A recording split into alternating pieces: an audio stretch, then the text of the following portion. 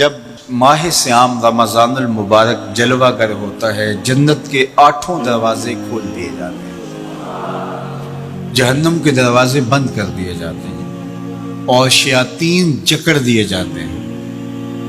اللہ جل شانہ اس موسم رحمت میں خاص عنایات اپنے بندوں پہ فرماتا ہے۔ ایک نفل ادا کرنے سے فرض ادا کرنے کا ثواب ملتا ہے اور ایک فرض ادا کرنے سے 70 فرائض ادا کرنے کا ثواب ملتا ہے۔ اسی طرح راہ خدا میں 1 روپیہ دو گے تو 70 روپے خرچ کرنے کا ثواب ملے گا۔ اسی طرح باقی نیکیاں بھی جتنی بھی ہم کرتے ہیں، وہ ایک نیکی کریں گے تو 70 گنا اجر ماہ سیام میں ہمیں نصیب ہوتا ہے۔ اس لیے اہل ایمان کا یہ طریقہ ہے کہ وہ اس مہینے میں کثرت کے ساتھ تلاوت کرتے ہیں، کیونکہ ایک مرتبہ اگر قرآن مجید پڑھ لیا تو 70 مرتبہ قرآن مجید پڑھنے کا ثواب نصیب ہوا۔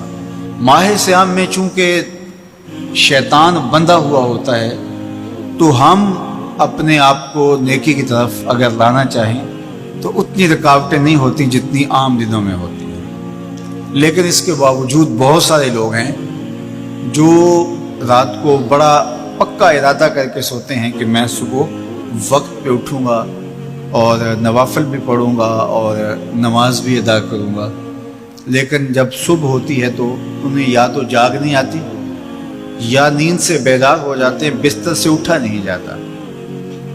جبکہ وہی شخص انہوں نے صبح سبزی منڈی جانا ہو تو چھلانگ لگا کے اٹھتے ہیں اور سبزی منڈی پہنچتے بھی ہیں۔ سستی طبیعت کا کسل نہیں ہوتا۔ عمومی طور پہ ہم اپنے آپ کو بیمار تصور کر لیتے ہیں اور سستی اور کسل کا نام دے کر کے، بہانہ دے کر کے ہم کہتے ہیں کہ بس کیا کریں، ہم کو ارادہ کرتے ہیں روز لیکن ہم سے اٹھا نہیں جاتا، بس طبیعت اس طرح کی ہے، کسل ہے، سستی ہے۔ یہ بات ذہن میں رکھیے گا کہ ارادہ کرنے کے باوجود بھی صبح جب ہم اٹھ نہیں پاتے یا کوئی بھی نیکی کا کام ہم کرنے کا ارادہ کرتے ہیں تو ارادہ کرنے کے باوجود ارادہ ہی رہ جاتا ہے، ہم کر نہیں پاتے۔ تو اس کا سبب یہ ہوتا ہے کہ بہت سارے ہم گناہ کر چکے ہیں اور ان گناہوں کی وجہ سے ہم نیکی کی توفیق نہیں پاتے۔ حضرت حسن بصری رضی اللہ تعالی عنہ نے یہی وجہ اس کی بیان فرمائی ہے۔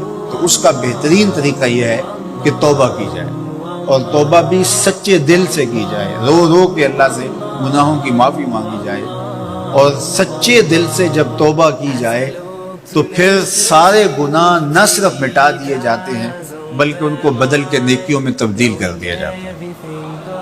تو ماہ سیام کے اندر پختہ عزم کریں اور اس عزم کو عمل کی شکل دینے کے لیے سچی توبہ کریں کہ ہمارا یہ رمضان اس طرح سے گزرے، یہ مہینہ اس طرح سے بسر ہو کہ ہم اس مہینے میں اللہ تعالیٰ کی قربت حاصل کر لیں، ہم گناہوں سے پاک ہو جائیں اور ہم جو ثمرات ہیں، جو فوائد ہیں اس مہینے کے، وہ ہم سمیٹ سکیں۔ تو یہ وہ مہینہ ہے جس کے انتظار میں میرے اور آپ کے آقا و مولا اپنی آنکھیں لگائے ہوتے تھے اور دن گن گن کے وقت گزارتے تھے کہ ماہ سیام آ رہا ہے۔ تو اس مہینے کا عزت کے ساتھ، تکریم کے ساتھ، اعزاز کے ساتھ استقبال کرو اور اس کو پلکوں پہ بٹھاؤ، اس کو دل پہ بٹھاؤ۔ اس مہینے کی تکریم یہ ہے کہ اس میں ہر برا کام چھوڑ دیا جائے۔ اگر کوئی شخص برا کام نہیں چھوڑتا اور روزے رکھتا ہے تو میرے اور آپ کے آقا و مولا کا ایک فرمان سن لیجئے، من لم یدع قول الزور والعمل بہ فلیس للہ حاجۃ فی ان یدع طعامہ و شرابہ۔ فرمایا کہ جو جھوٹ اور برے کام نہیں چھوڑتا، اس کے بھوکا اور پیاسا رہنے کی اللہ کو کوئی ضرورت نہیں ہے۔ تو روزہ خوراک بچاؤ مہم نہیں ہے جو چلائی جاتی ہے، بلکہ یہ تزکیہ نفس کا موسم ہے، باطن کی صفائی کا موسم ہے۔ اور باطن کی صفائی نہیں ہوتی جب تک ہم کوشش کریں۔ آپ کے بدن پہ بہت ساری میل چڑھی ہوئی ہے اور جمی ہوئی ہے بدن کے ایک ایک عضو پہ میل، تو آپ پانی میں چھلانگ لگا کے باہر بھی آ جاتے ہیں تو میل نہیں اترتی، چلو کچھ نہ کچھ فرق تو ضرور پڑ جاتا ہے، لیکن میل نہیں اترے گی. میل کب اترے گی؟ جب آپ اپنے بدن کو مل مل کے اس کے اوپر صابون لگا کر کے اچھی طرح سے اس کو جب اتاریں گے محنت کوشش سے، تو پھر آپ کا بدن مہک جائے گا، ہلکا پھلکا ہو جائے گا، میل اتر جائے گی. یہ موسم رحمت ہے، اللہ کی رحمتوں کا میਂہ برسے گا.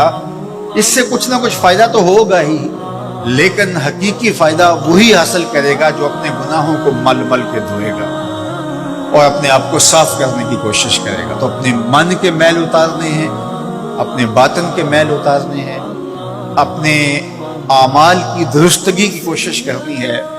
صلاۃ التراویح مسجد میں نہیں آ سکتے تو گھروں میں پڑھ لیجئے. جس طرح بڑی عمر والے لوگوں کو، بیمار لوگوں کو کہا گیا کہ آپ گھروں میں پڑھ لیں، بچوں کو کہا گیا.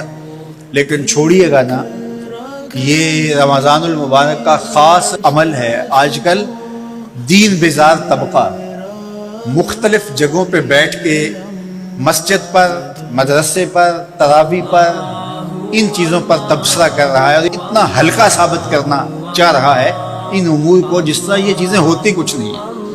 جبکہ ماہ صیام کے قیام پر میرے اور آپ کے آقا مولا نے بشارت دیتے ہوئے فرمایا، من قام رمضان ایمانا و احتسابا غفر له ما تقدم من ذنبہ.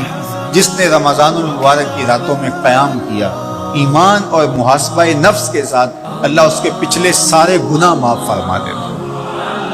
یہ بہت بڑی دولت ہے. اس دولت کو ضرور سمیٹیے گا، ضرور حاصل کیجئے گا. من کی ستھرائی، عفت اور پاکیزگی کا سامان کیجئے گا.